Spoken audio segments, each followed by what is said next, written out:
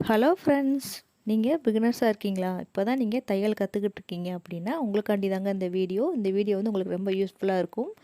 இந்த வீடியோவில் ஸ்லீவ் பார்த்தீங்கன்னா டிசைன் வந்து கொடுத்துருப்பாங்க, பார்டர் வந்து கொடுத்துருப்பாங்க. அது வந்து பார்த்திங்கன்னா 2 கைக்குமே வராது. ஒரு கைக்கு வர மாதிரி இருக்கும், இன்னொரு கையில் பார்த்திங்கன்னா அரை கைக்கு மட்டும் வர மாதிரி இருக்குங்க. அந்த மாதிரி உங்களுக்கு மிஸ்டேக் இருந்தது அப்படின்னா இந்த வீடியோவை ஸ்கிப் பண்ணாமல் கடைசி வரைக்கும் பாருங்கள். அதை எப்படி வந்து நம்ம சரி பண்ணலாம் அப்படிங்கிறத இந்த வீடியோவில் நான் வந்து தெளிவாக உங்களுக்கு நான் வந்து சொல்லியிருக்கேன். வாங்க வீடியோக்குள்ளே போகலாம். ஸ்லீவில் பார்த்தீங்கன்னா சுற்றளவு உங்களுக்கு பத்தாமல் இருந்தது அப்படின்னா நீங்கள் இதே மாதிரியே ட்ரை பண்ணிக்கலாங்க.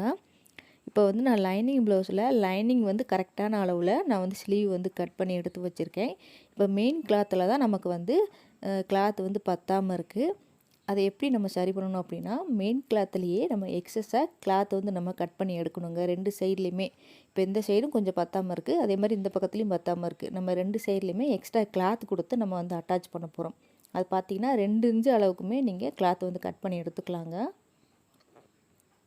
மெயின் கிளாத்தில் 2 இன்ச்சு வர மாதிரி நம்ம 2 கிளாத் வந்து நம்ம கட் பண்ணி எடுத்துக்கலாம். நான் ஏற்கனவே கட் பண்ணி எடுத்து வச்சுருக்கேன்.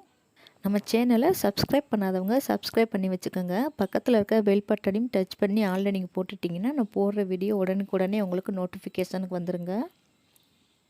கட் பண்ண கிளாத்தை வந்து நம்ம எப்படி அட்டாச் பண்ணலாம் அப்படிங்கிறத பார்க்கலாங்க. மெயின் கிளாத்தில் நம்ம 2 ஓரத்துலையுமே நம்ம வந்து தையல் போட போகிறோம்.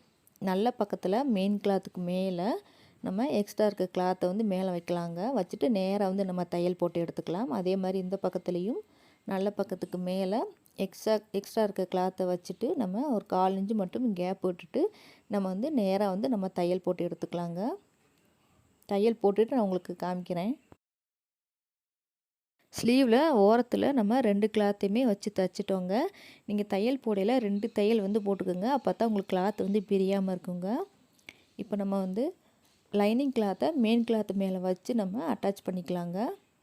இது பார்த்திங்கன்னா மெயின் கிளாத்தோட கெட்ட பக்கமாக திருப்பிக்கிட்டு அதுக்கு மேலே லைனிங் கிளாத்தை போடணுங்க.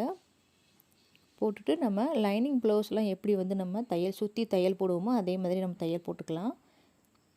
நம்ம அடித்து திருப்புற மாதிரி இருந்தால் தான் நல்ல பக்கமும் வச்சு நம்ம தையல் போடணும். இது வந்து நம்ம அப்படி போட போகிறதில்ல. அதனால் கெட்ட பக்கமாக லைனிங் கிளாத்தை மேலே போட்டுட்டு அதுக்கு மேலே நம்ம சுற்றி தையல் போட்டு எடுத்துக்கலாங்க. தையல் போட்டுட்டு உங்களுக்கு காமிக்கிறேன். ஸ்லீவை சுற்றியுமே நம்ம தையல் போட்டு எடுத்துட்டோங்க. இப்போ எக்ஸ்ட்ரா இருக்குது பார்த்திங்களா, அந்த கிளாத்தை ஃபுல்லாகவே நம்ம கட் பண்ணி எடுத்துக்கலாம்.